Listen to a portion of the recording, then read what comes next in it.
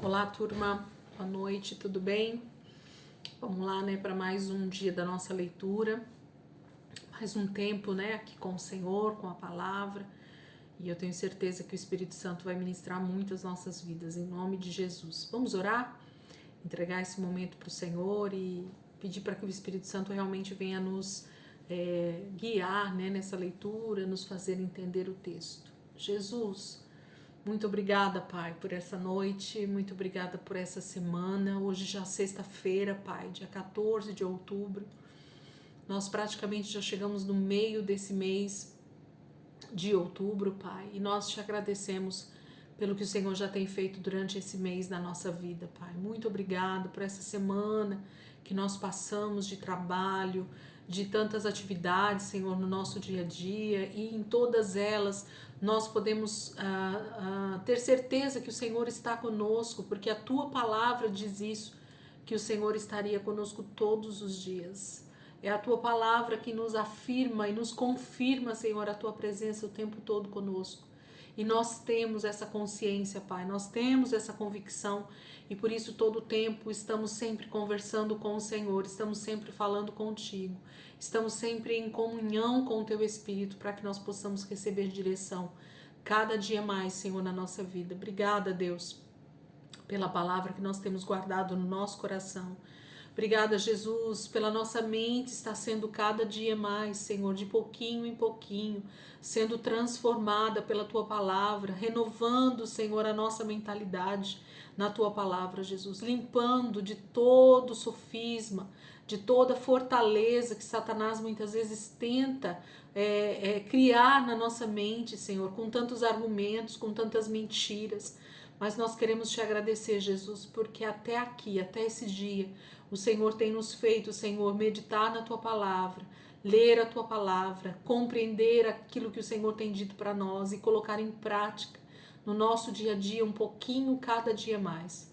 Obrigada, Jesus, muito obrigada, Deus. Espírito Santo, fica aqui conosco, ministra essa palavra no nosso coração, nos ensina um pouquinho mais.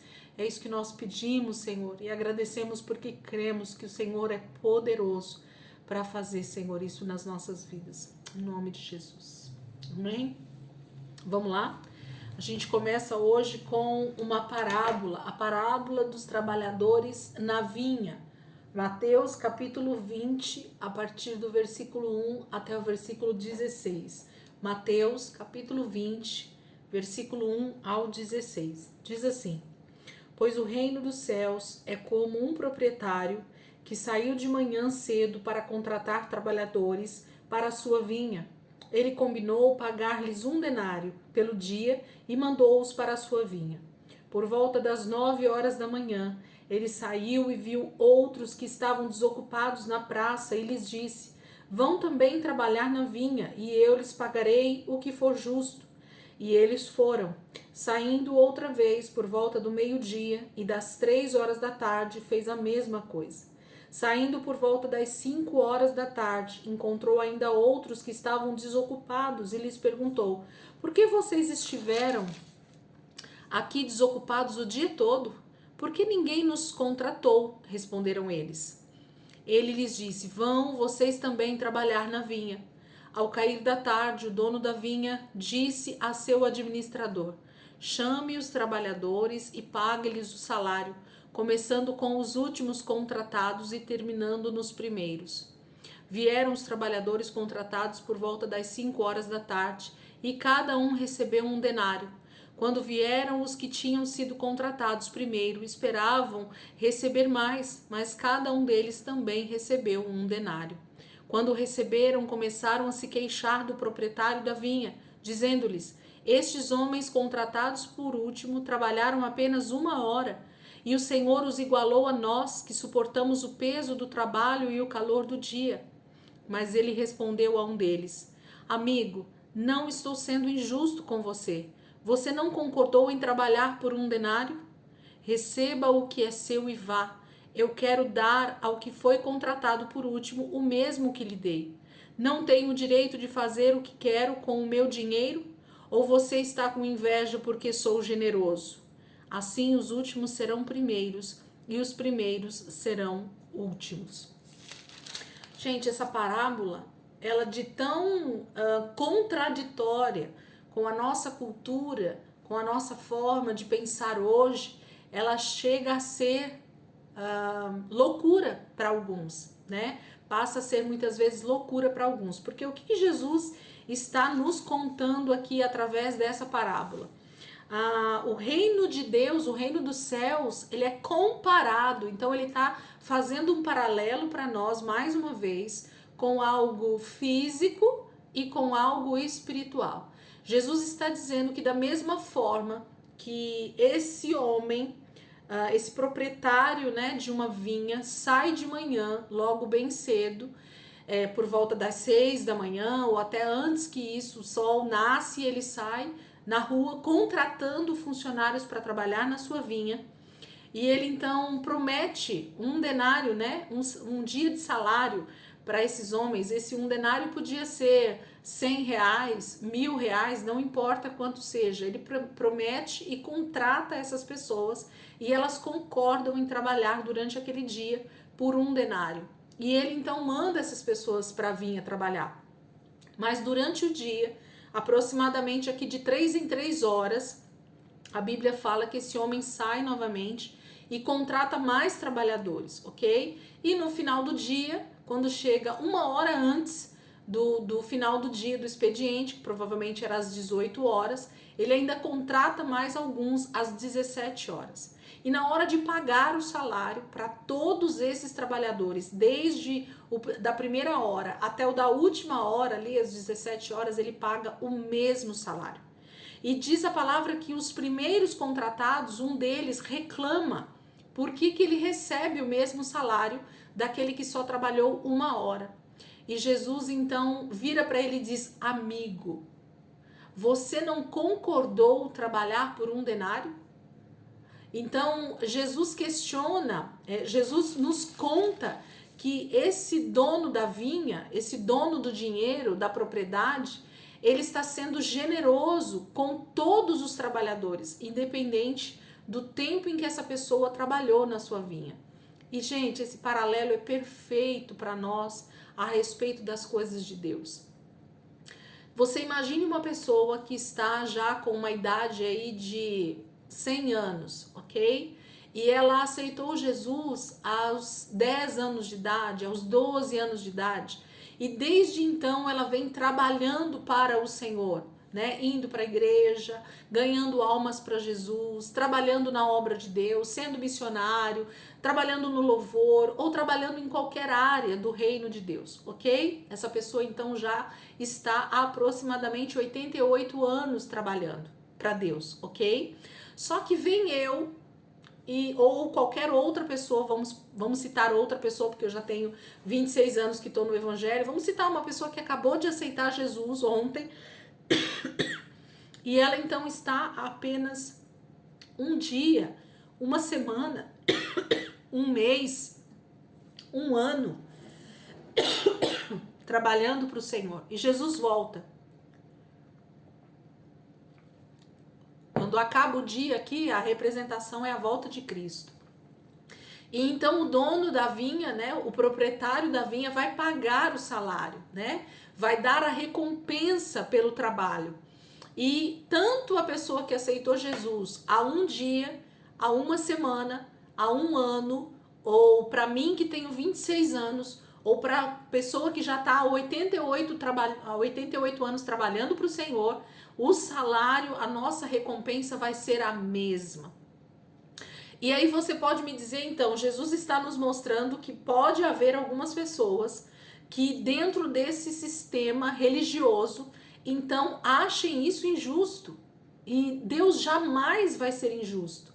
A questão é que o amor de Deus, a graça de Deus, a misericórdia de Deus, a compaixão de Deus é tão grande, independente do tempo de cristão que nós temos, que Deus vê valor tanto em mim, que já estou há 26, na outra pessoa que está há 88 e na pessoa que acabou de aceitar Jesus há um dia. Deus tem o mesmo sentimento de recompensa para nós. Por quê? Porque essa pessoa que acabou de ser contratada, ou ali às 17 horas, ou a pessoa que acabou de aceitar Jesus há um dia, ela poderia ter perdido a oportunidade de ser salvo. Ela poderia ter perdido a oportunidade de ganhar um salário, de ganhar uma recompensa pelo seu trabalho, certo? E é isso que muitas vezes eu e você não olhamos. A gente só olha para possível injustiça de que eu estou trabalhando há muitos anos, eu estou trabalhando há muitas horas para o Senhor, ok? Mas Deus vê, na verdade, a oportunidade de também dar uma recompensa para aquele que está acabando de aceitar Jesus, acabando de entrar para o reino de Deus. E a alegria de Deus é a mesma para mim que estou há 26, para a pessoa que acabou de aceitar Jesus ou para quem está há 100 anos servindo ao Senhor. Amém? Então, essa parábola ela é tão viva nesse aspecto, porque vai ser assim na volta de Jesus. Vão ter pessoas, gente, na época da volta de Jesus, da grande tribulação, que vão aceitar Jesus um dia antes de Jesus voltar. Vão ter pessoas que vão aceitar Jesus um minuto antes de Jesus voltar. E a recompensa dessas pessoas vai ser a mesma que a minha e a sua, que é a vida eterna. Então, a gente precisa se alegrar com o que Deus se alegra. E Deus se alegra com a salvação de um ímpio. Nós um dia já fomos salvos e nós estamos então caminhando para essa eternidade debaixo da bênção de Deus.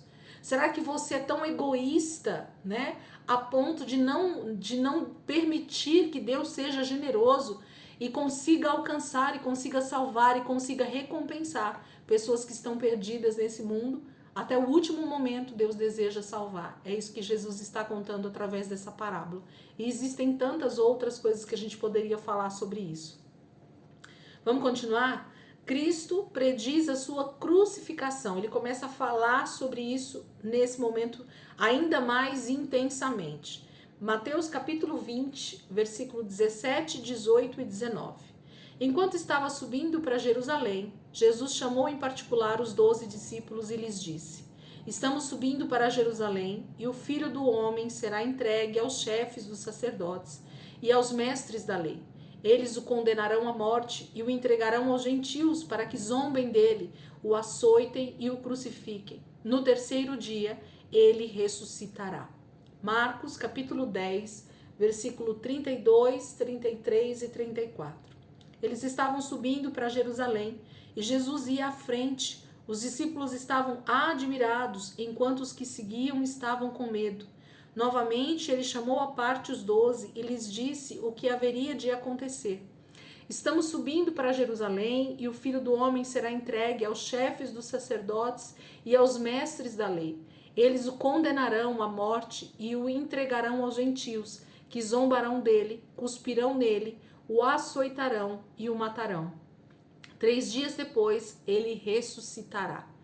O mesmo texto em Lucas 18, versículo 31 ao 34. Jesus chamou à parte os 12 e lhes disse: Estamos subindo para Jerusalém, e tudo o que está escrito pelos profetas acerca do Filho do Homem se cumprirá. Ele será entregue aos gentios que zombarão dele, o insultarão, cuspirão nele, o açoitarão e o matarão. No terceiro dia ele ressuscitará. Os discípulos não entenderam nada dessas coisas. O significado dessas palavras lhe estava oculto e eles não sabiam do que ele estava falando. Então aqui Jesus começa a falar para os discípulos a respeito da sua morte, mas que ele ressuscitaria. Mas para eles aquela palavra parecia tão estranha, né? Tão diferente naquele momento, que eles muito provavelmente não entendiam o que Jesus estava falando, o que era exatamente essa morte e essa ressurreição. Mesmo que Jesus já tinha falado em outros momentos um pouco sobre isso. Mas muitos deles não conheciam, talvez, aprofundadamente, né, o Velho Testamento para entender alguma das profecias ou a própria morte, né, do Filho de Deus dessa forma. Então, para eles muita coisa estava oculto mesmo, eles não entendiam, não conseguiam ligar uma profecia na outra. A ambição de Tiago e de João. Mateus capítulo 20, do versículo 20 ao 28. Então, aproximou-se de Jesus a mãe dos filhos de Zebedeu com seus irmãos e, prostrando-se, fez-lhe um pedido. O que você quer? Perguntou ele. E ela respondeu: declara que no teu reino estes meus 2 filhos se assentarão, uma à tua direita e outra à tua esquerda. E disse-lhe Jesus: vocês não sabem o que estão pedindo. Podem vocês beber o cálice que eu vou beber? Podemos, responderam eles. Jesus lhes disse: certamente vocês beberão do meu cálice, mas o assentar-se à minha direita ou à minha esquerda não cabe a mim conceder. Esses lugares pertencem àqueles para quem foram preparados por meu Pai. Quando os outros 10 ouviram isso, ficaram indignados com os 2 irmãos. Jesus os chamou e disse: vocês sabem que os governantes das nações as dominam e as pessoas importantes exercem poder sobre elas. Não será assim entre vocês. Ao contrário, quem quiser tornar-se importante entre vocês deverá ser servo, e quem quiser ser o primeiro deverá ser escravo, como filho do homem, que não veio para ser servido, mas para servir e dar a sua vida em resgate por muitos. O mesmo texto em Marcos, capítulo 10, versículo 35 ao 45. Nisso, Tiago e João, filhos de Zebedeu, aproximaram-se dele e disseram: Mestre, queremos que nos faça o que vamos te pedir. O que vocês querem que eu lhes faça? Perguntou ele. E eles responderam: permite que na tua glória nos assentemos uma à tua direita e outra à tua esquerda. E disse-lhe Jesus: vocês não sabem o que estão pedindo. Podem vocês beber o cálice que estou bebendo ou ser batizado com o batismo com que estou sendo batizado? Podemos, responderam eles. E Jesus lhe disse: vocês beberão o cálice que estou bebendo e serão batizados com o batismo com que estou sendo batizado. Mas o assentar-se à minha direita ou à minha esquerda não cabe a mim conceder. Esses lugares pertencem àqueles para quem foram preparados. Quando os outros 10 ouviram essas coisas, ficaram indignados com Tiago e João. Jesus os chamou e disse: vocês sabem que aqueles que são considerados governantes das nações as dominam, e as pessoas importantes exercem poder sobre elas. Não será assim entre vocês. Ao contrário, quem quiser tornar-se importante entre vocês deverá ser servo, e quem quiser ser o primeiro deverá ser escravo de todos. Pois nem mesmo o Filho do Homem veio para ser servido, mas para servir e dar a sua vida em resgate por muitos. Esse texto ele chega a ser também intrigante, né? Por que eu digo isso, gente? Eu vou lendo o Evangelho e vou percebendo detalhes que nos chamam a atenção mesmo no texto e dizem, como assim, né?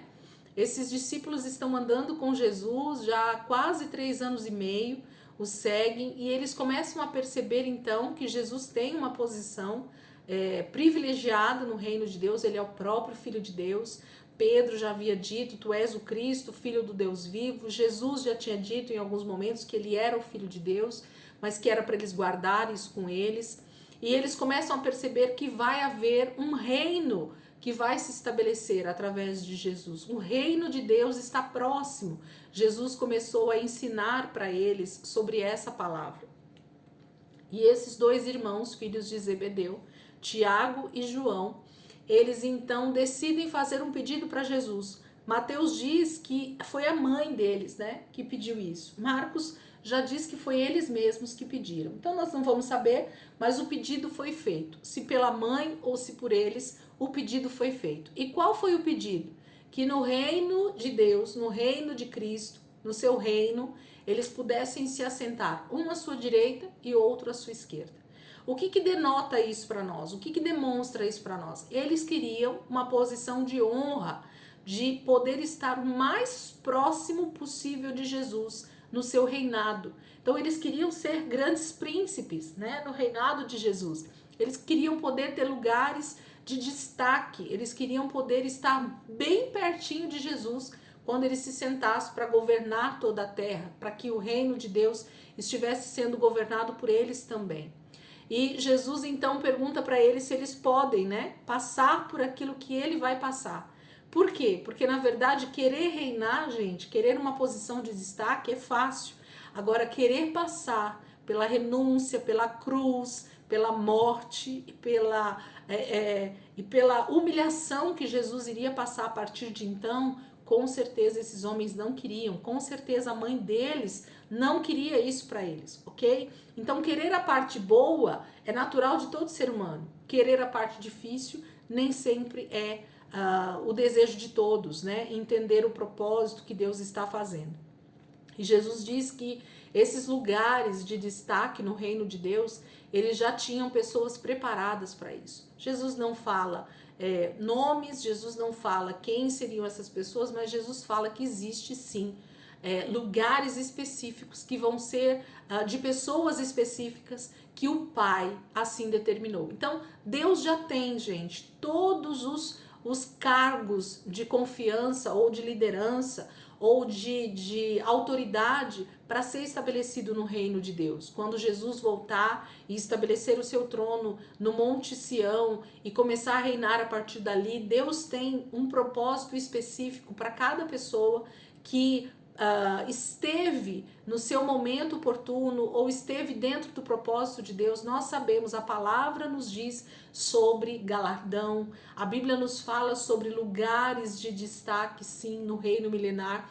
Então a Bíblia, ela vai falar para nós sobre tudo isso. E esses dois homens, eles queriam um lugar especial ao lado de Jesus no reino de Deus.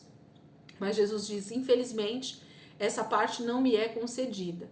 Vocês vão poder passar sim pela humilhação que eu vou passar, porque vocês também vão ser humilhados.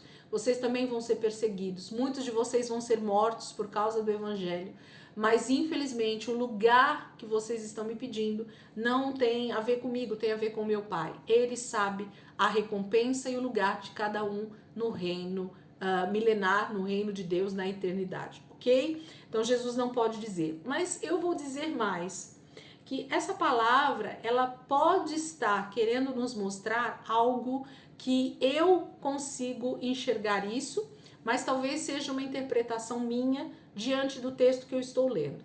Quando Jesus diz que, infelizmente, esses dois lugares, um à direita e outro à esquerda, não pode ser dado para Tiago e para João, eu olho para a cruz, ok? Jesus está ali no centro da cruz, reinando naquele momento de morte, ok? Ele é o Filho de Deus ali, naquela estaca, naquela cruz, morrendo, e existem dois homens, um à sua direita e outro à sua esquerda, que estão passando pela mesma situação que Jesus. Estão ali com um grande propósito, até da parte do próprio Deus, porque foi o próprio Deus que preparou aquele momento para que Jesus fosse crucificado. E a escolha desses dois homens, um à direita e outro à esquerda, não tem a ver com Jesus. Ele não tinha domínio sobre isso, mas Deus tinha. O Pai tinha a possibilidade de saber, ele sabia quem estaria do lado de Jesus na hora da sua crucificação, um à direita, outro à esquerda. Tanto é que o da direita, então, também é salvo. Naquele momento, ele se arrepende e é salvo. E o da esquerda tem a morte eterna, porque não creu, não se arrependeu e foi, então, tanto morto fisicamente quanto morto eternamente na volta de Jesus. Então, a gente percebe que Jesus também pode estar falando sobre isso. Esse texto pode nos levar a pensar sobre isso também, nós podemos meditar sobre isso também, porque pode ser que esse texto tenha a ver também com essa questão da própria crucificação, com essa exaltação de Jesus ali na cruz, sendo o próprio Filho de Deus. Essa mãe não sabia, ou esses homens não sabiam o que eles estavam pedindo. Por isso que Jesus diz, vocês nem sabem o que vocês estão pedindo, vocês nem imaginam, e vocês não podem tomar esse cálice junto comigo. Só Deus sabe exatamente o que Jesus quis dizer com esse tomar esse cálice, ok? Pode ser sim algo futuro, que eles também experimentariam humilhação, morte, açoite, sofrimento, perseguição, mas pode ser que tinha a ver também com aquele momento da crucificação, já que Jesus estava falando justamente sobre a sua morte, sobre a sua ressurreição, ok?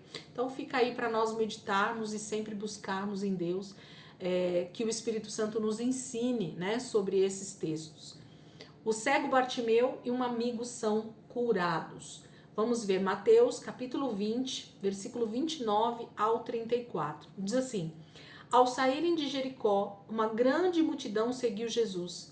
2 cegos estavam sentados à beira do caminho, e quando ouviram falar que Jesus estava passando, puseram-se a gritar: Senhor, filho de Davi, tem misericórdia de nós. A multidão os repreendeu para que ficassem quietos, mas eles gritavam ainda mais: Senhor, filho de Davi, tem misericórdia de nós. Jesus, parando, chamou-os e perguntou-lhes: O que vocês querem que eu lhes faça? E responderam eles: Senhor, queremos que se abram os nossos olhos. Jesus teve compaixão deles e tocou nos olhos deles, e imediatamente eles recuperaram a visão e o seguiram. Marcos, capítulo 10, versículo 46 ao 52.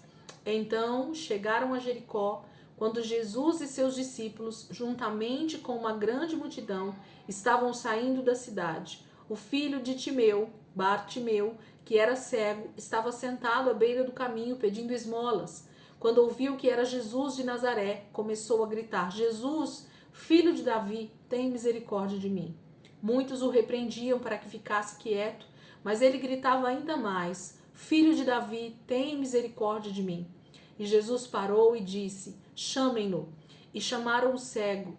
Ânimo, levante-se, ele o está chamando. Lançando sua capa para o lado, deu um salto, pôs-se em pé e dirigiu-se a Jesus. O que quer que eu lhes faça? Perguntou Jesus. O cego respondeu: Mestre, eu quero ver. Vá, disse Jesus, a sua fé o curou. E imediatamente ele recuperou a visão e seguiu Jesus pelo caminho. Lucas 18, versículo 35 ao 43.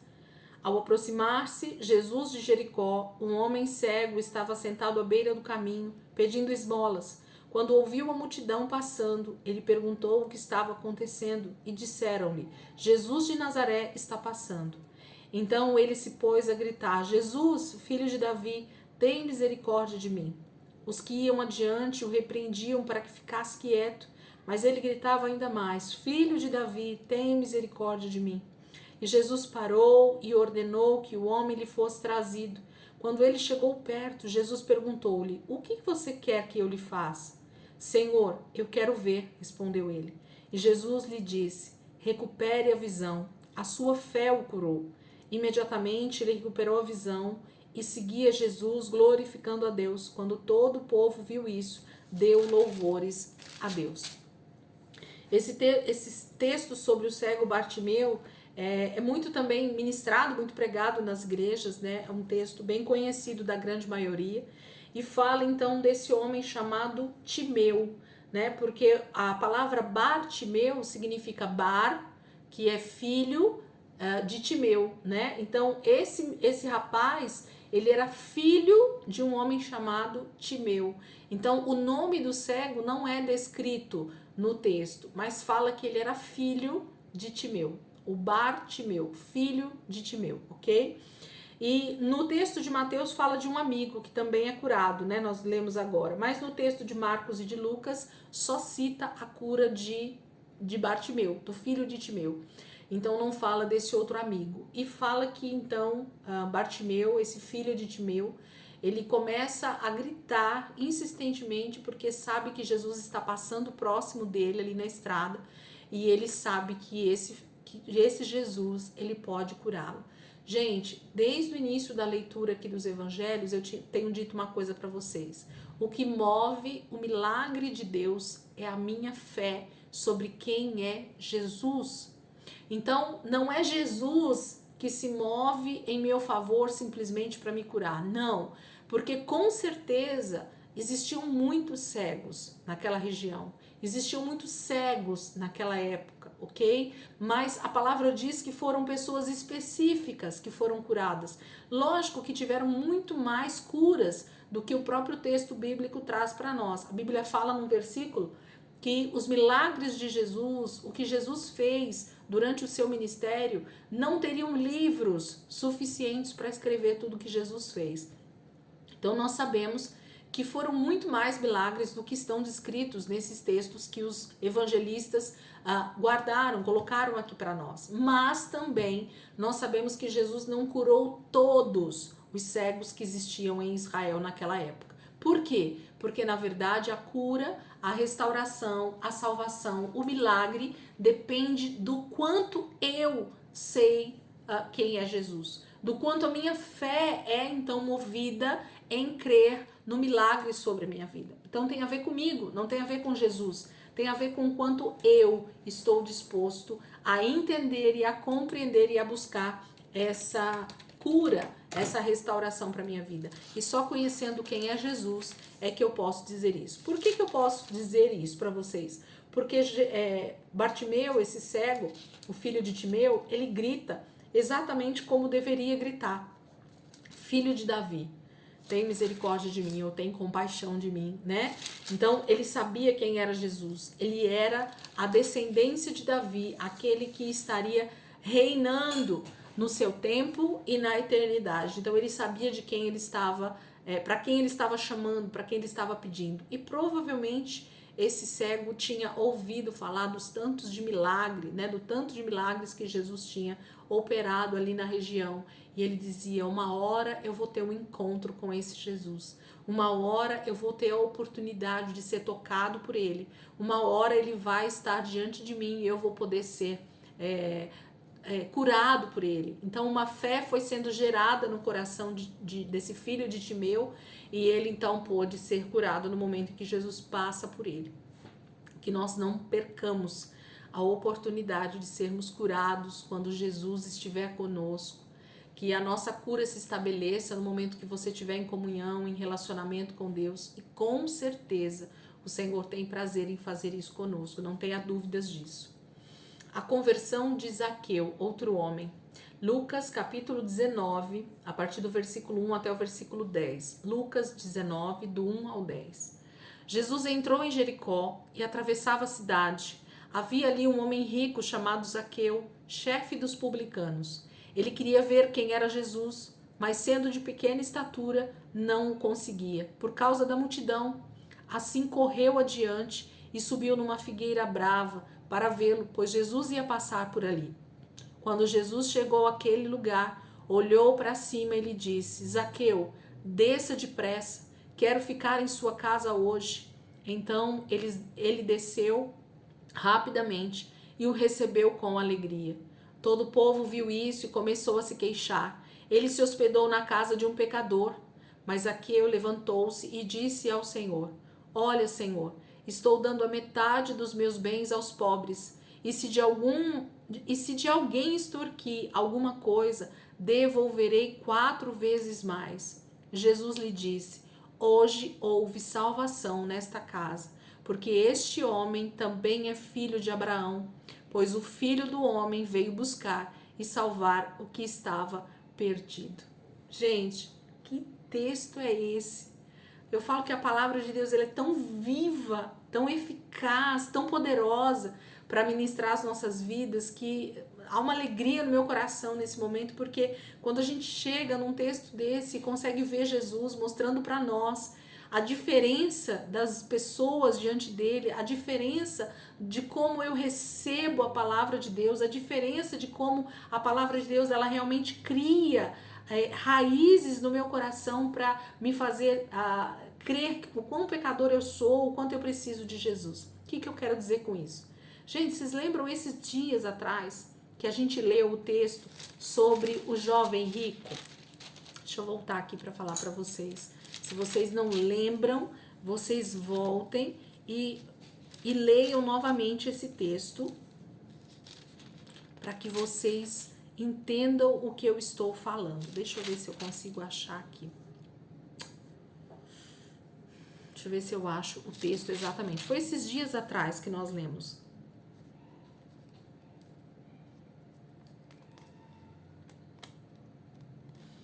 Ai, gente, depois eu vou falar pra vocês como é ruim. Eu sou tão ruim pra achar textos assim de última hora, mas tá aqui bem pertinho. A gente leu esses dias atrás, né? Não faz muito tempo. A parábola do servo inútil. Deixa eu ver se eu acho aqui. Me dei um segundo.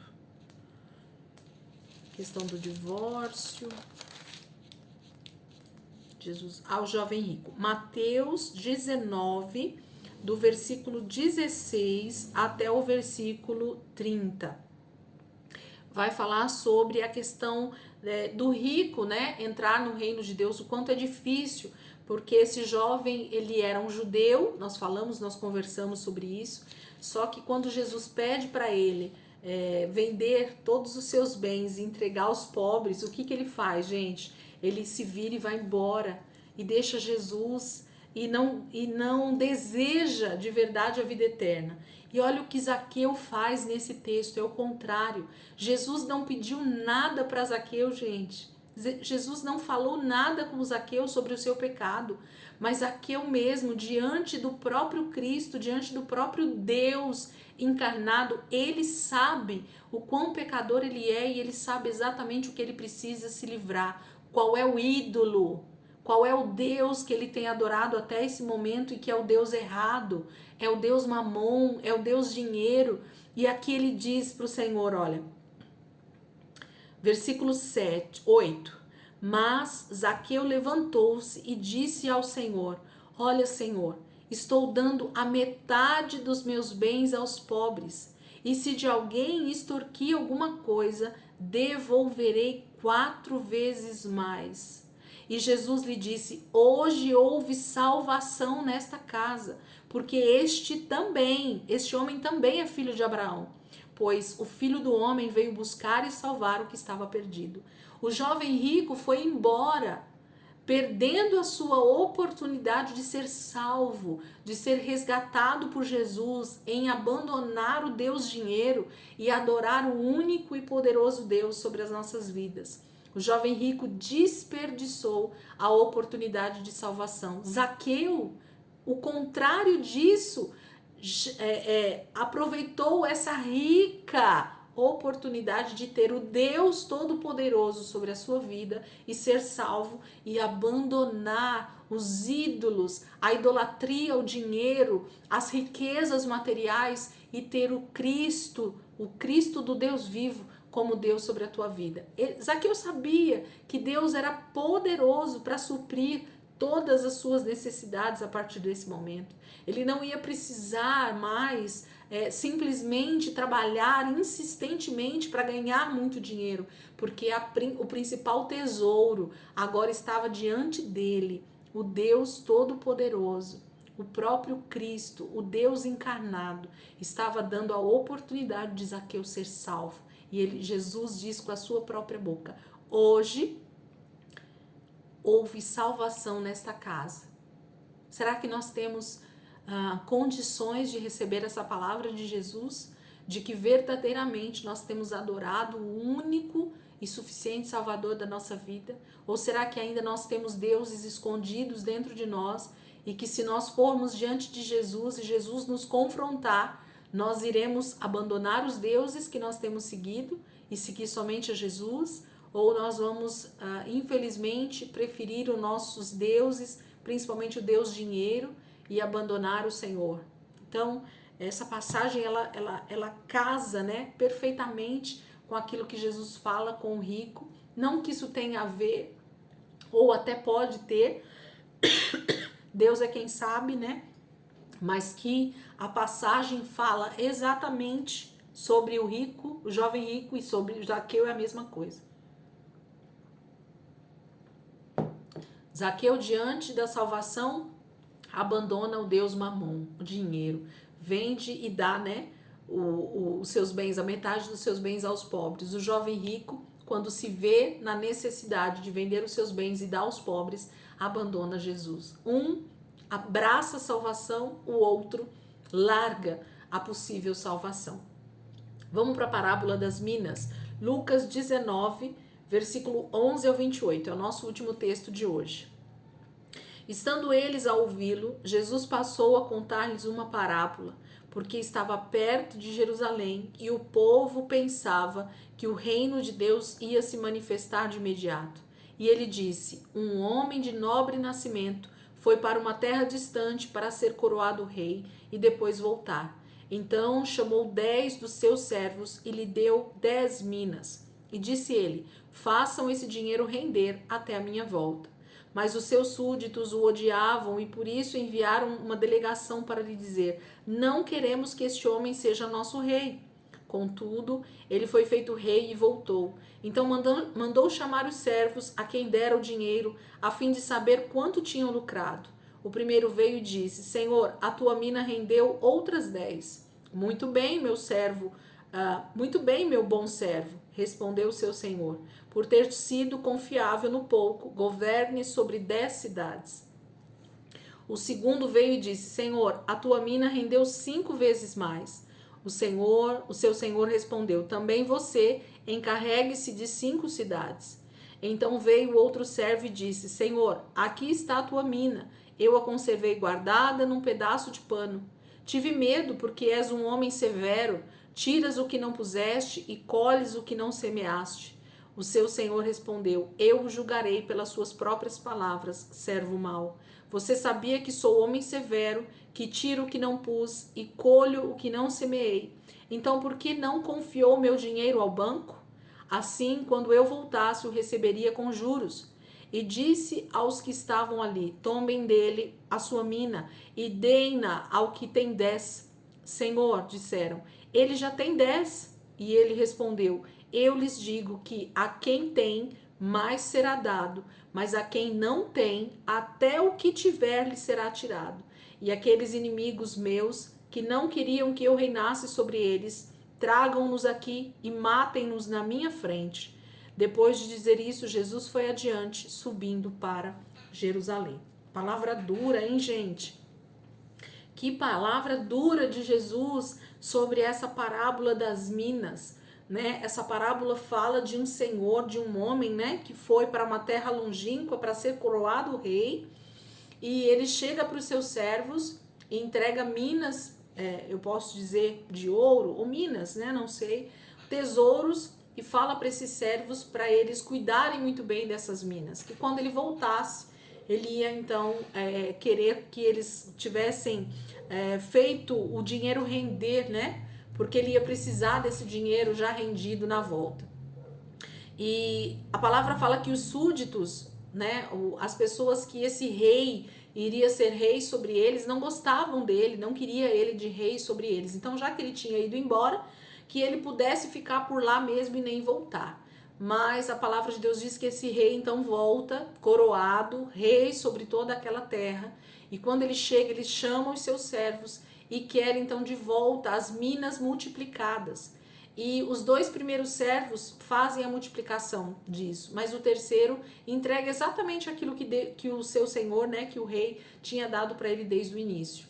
E então ele acrescenta coisas para que esses servos reinassem sobre cidades, sobre reinos ali, né? E sobre aquele que não multiplicou, ele diz que ele é um servo mau e tira tudo que ele tem, né? E fala, inclusive, para os súditos que não queriam ele como rei, para matar todos eles diante dele.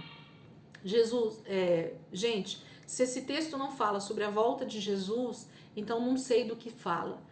Porque esse homem, né, estando eles a ouvi-lo, Jesus passou a contar-lhes uma parábola, porque estava perto de Jerusalém e o povo pensava que o reino de Deus ia se manifestar de imediato. Eles estavam imaginando que Jesus iria, então, a partir daquele momento, reinar sobre o Império Romano. Eles achavam que Jesus ia fazer uma grande arruaça, né, que ele ia tomar o Império Romano, uma dura guerra talvez ali de Israel contra o Império Romano, e imaginavam que era isso que ia acontecer. E Jesus então começa a contar essa parábola para eles. Versículo 12, ele disse: um homem de nobre nascimento foi para uma terra distante para ser coroado rei e depois voltar. Um homem de nobre nascimento. Jesus, ele é esse nobre homem de nascimento. Ele é o próprio rei, filho de Deus. Ele é dono do rei todo-poderoso. Ele é um príncipe. E ele vai ser coroado rei sobre toda a terra. O Pai vai lhe dar todo o domínio, toda a terra para Jesus governar. Ele vai ser o rei. Então ele vai ter que ir até o Pai para ser coroado. Ele vai ter que ir até Deus, até o Pai, para receber essa coroa. E então ele chama os seus servos, que somos nós, que somos chamados como amigos, como servos de Deus, e ele nos entrega dinheiro, ele nos entrega riquezas, ele nos entrega recursos financeiros.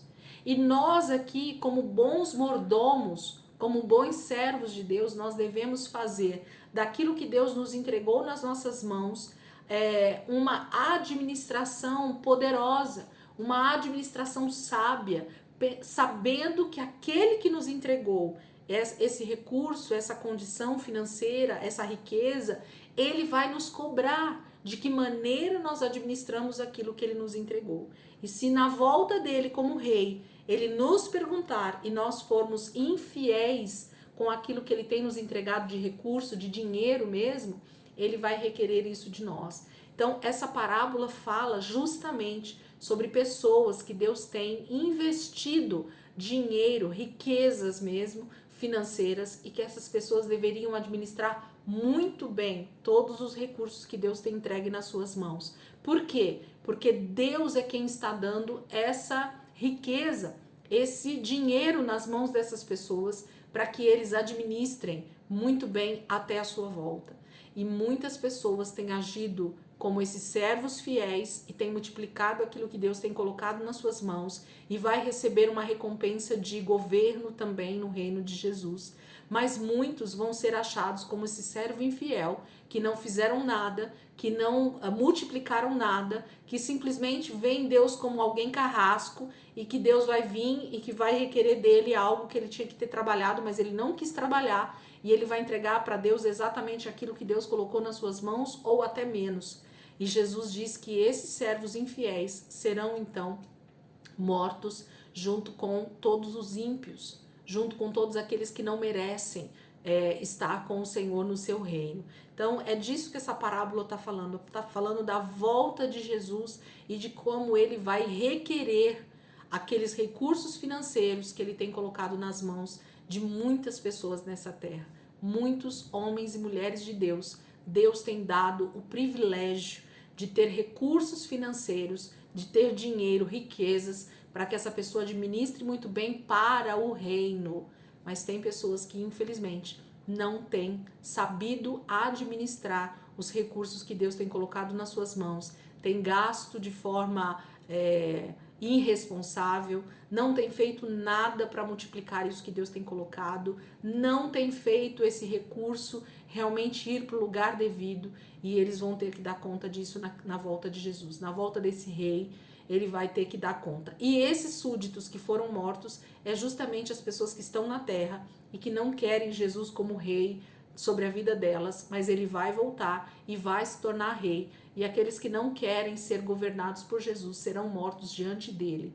O juízo de Deus vai vir sobre a terra, gente, e Deus vai julgar vivos e mortos, a palavra de Deus diz. Nós vamos ler bastante sobre isso no livro de Apocalipse, a partir de Mateus também 24 e 25, quando Jesus começar a falar aqui, ele fala um pouquinho sobre a sua volta também, a gente vai ver um pouco sobre isso, tá bom? Gente, Deus abençoe, ótima noite aí pra vocês, bom final de semana pra todos. Amanhã, se Deus quiser, a gente tá aqui de volta pra gravar, continuar gravando. Entra agora na última semana de Jesus, né? Nos últimos dias aí de Jesus vivo, antes da sua crucificação, e Jesus vai fazer muitas coisas ainda durante toda essa semana, antes da sua crucificação, muitas coisas vão acontecer, e depois entra então esse período da crucificação, da morte, do sepultamento, da sua ressurreição, e em seguida depois a gente vai entrar justamente na fase de Atos dos Apóstolos, no início da igreja primitiva. Amém? Deus abençoe. E até amanhã, se Deus quiser.